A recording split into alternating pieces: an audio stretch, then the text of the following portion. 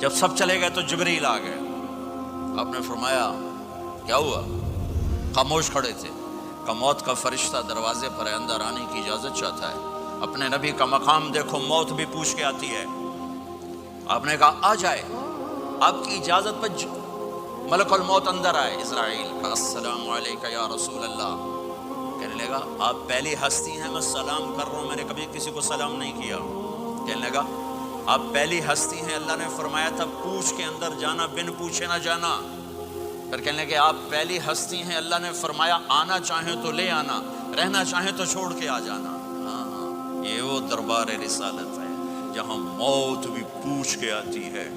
آپ نے فرمایا میں اجازت دے دوں میری جان نکالو گے؟ کہ جی نکالوں گا. آپ نے یوں جبریل کو دیکھا، کیا کہتے ہو، جاؤں یا رہ جاؤں؟ جبریل نے کہا اللہ آپ کی ملاقات کے شوق میں ہیں، فیصلہ آپ کریں گے. ہاں یہ بات سنانا چاہتا تھا اگلی. آپ نے کہا اچھا جاؤ، پہلے اللہ سے پوچھ کے آؤ میرے بعد میری امت کے ساتھ کیا کریں گے. میرے بچوں کے ساتھ یہ ساری مائیں، میرے بچے میرے بچے میرے بچے میرے بچے. میرے نبی کو تو پتہ تھا کہ یہ تڑپ تڑپ کے ایک زہر میں جائے گا اور ایک کا سر کٹ کے نیزے پہ چڑھے گا. کیوں نہیں ان کے لیے ہاتھ اٹھائے؟ ہمارے لیے کیوں روئے کہ جاؤ اللہ سے پوچھ کے میرے بعد میری امت کے ساتھ کیا کرے گا، میں پھر جواب دوں گا. جبریل واپس گئے. موت کا فرشتہ کھڑا ہوا ہے. جواب آیا یا رسول اللہ آپ کا رب کہہ رہے ہیں آپ کی امت کو تنہا نہیں چھوڑوں گا. مجھے میرے رب کی قسم جو سن رہا ہے جس نے ہمیں یہاں جمع کیا ہے، سنو میری بات غور سے.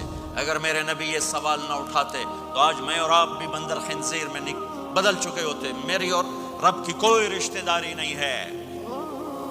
اس امت نے وہ سب کچھ کر دیا جو پہلی امتوں نے کیا، لیکن کون ہے جس نے اصحابوں کو روکا ہوا؟ وہ میرے نبی کے آنسو، میرے نبی کی آہیں، میرے نبی کی دعائیں، میرے نبی کی فریادیں، میرے نبی کی تڑپ، میرے نبی کا رونا، میرے نبی کا پیٹ پہ پتھر باندھنا.